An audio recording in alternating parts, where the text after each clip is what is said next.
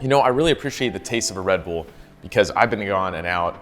If you don't know what this little guy is or what it's for, then you know that I had to take some time off of life for approximately 5 to 10 days. And I'm gonna address a couple things that I've been thinking about in this video in the last 5 to 10 days because I did have to physically sit down, deal with an illness, and just deal with the things that I've been avoiding.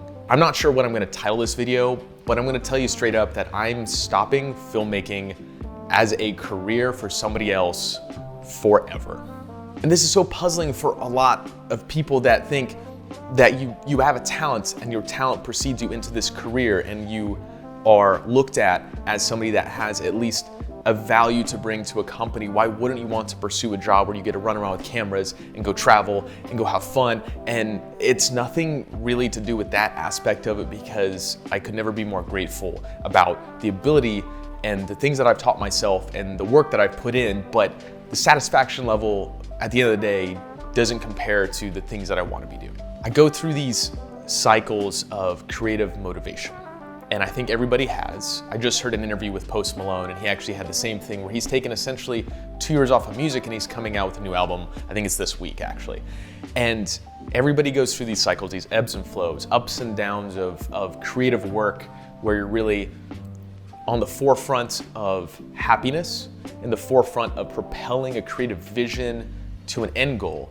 And sometimes that becomes a pattern that you don't recognize that really isn't the same as what you had started with. So when I started filmmaking and when I started pursuing this passion to do this freelance, to do this full time, I was very driven because I had never done it before. I didn't know the ebbs and flows, and I never thought that I could look at a client or look at somebody and say, as much as I want to match your vision, I can't do it internally anymore.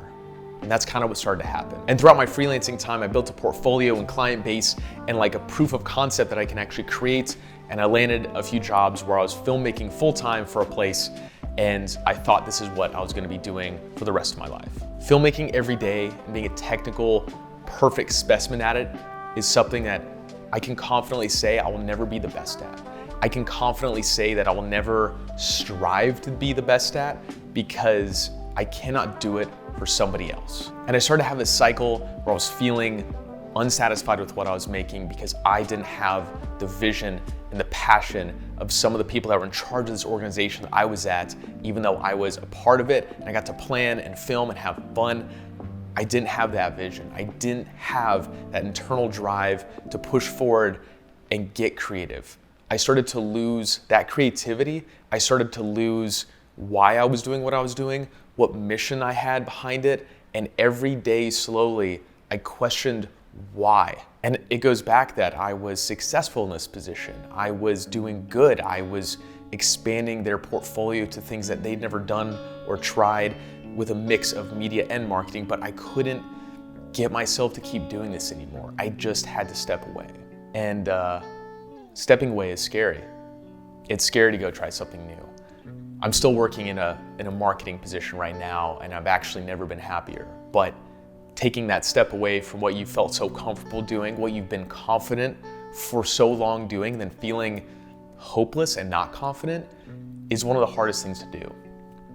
And not to dive into too many personal details of my life, I'm also transitioning out of the Army, hence the beard.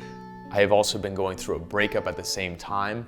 And every 5 years of my life, I've had this big overarching shift that's changed. And this is probably the last one that I feel like is pushing my professional career in the direction that I want it to go, where I can be that director, that decision maker, and I can keep my creative life on the technical specs and all the things I love to do on social media and collaborative projects with people separate. Going through these ups and downs, I was so unhappy that I wasn't feeling the ability to be creative, that I couldn't make anything for myself anymore. I couldn't put effort into this YouTube channel. I couldn't put effort into the brand deals that I have. Like with this brand Cuts, this is the brand I wear every day. And they're the ones that full-fledged give you creative freedom as an ambassador to put their product out there and do creative things that you want to do. And I stalled. I kept stalling mentally, even though I love this brand and the message that they represent and everything that they've created and everything they continue to do for myself and people and the confidence of men. But I was losing my creativity. I was absolutely losing it. And I think there's a lot of people that feel this out there that do freelancing, but for me as a person, I had to take this step away so I had that spark of creativity. So that when there's something that I want to be a part of, whether it's a brand, whether it's just for my YouTube channel, I do not feel the mental barrier and the stress and the weight of being limited in factors that might not be in my control, or sometimes mentally they are in my control, but I can't bypass it because it's something I'm doing every day instead of something I'm passionately doing every day. And that was a big difference. One of the greatest storytelling adventures that really propelled me into wanting to get creative in the first place was The Bucket Shop by Peter McKinnon. And if you're not gonna see the B-roll, you'll see it behind me. I have one of his prints from that specific video and that shot that he took, because that story inspired me beyond anything else that I've seen in my life. And it really pushed me to want to get into a creative space where I can continue to learn and make something for myself every day, which unfortunately I have veered off that path recently. And I got one of Peter's prints from that specific video and from that adventure that he went on that inspired so many people, including myself. And I hung it up right next to my desk because I want it to be a reminder that just because I'm working this job every day doesn't mean I'm not working towards something that I like to do, because something that I like to do is having freedom to creatively think and have original ideas and content that helps others, just like what he's done. And he didn't get on YouTube for several years. He was late in the game per se, starting in 2017. And he's just one example of many people that are doing something that I want to be doing in the future, because I want to be creating ultimately for myself and no one else. So I want to wrap this up by saying, if you're a creative and you're in this kind of struggle cycle, you're not the only one, because I've also been here so many times, ups and downs throughout the last several years. And as you kind of develop what you like doing, you really start to open up and see the picture of what is satisfying, that is going to get you to stay creative instead of doing something short term, or instead of doing something because that's the only thing you know how to do, but you kind of sharpen where you want to be going in the future. And I've finally stepped into a career and a field where I feel very comfortable saying, I'm going on the right path. I'm feeling balance in my life. I'm feeling better about the decisions I'm making, and confidence in the things that I want to do in the future.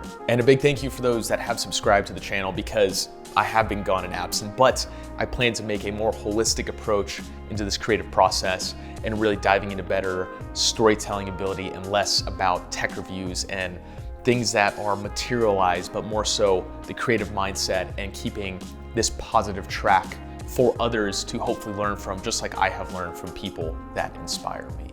Have a great one. See you next time.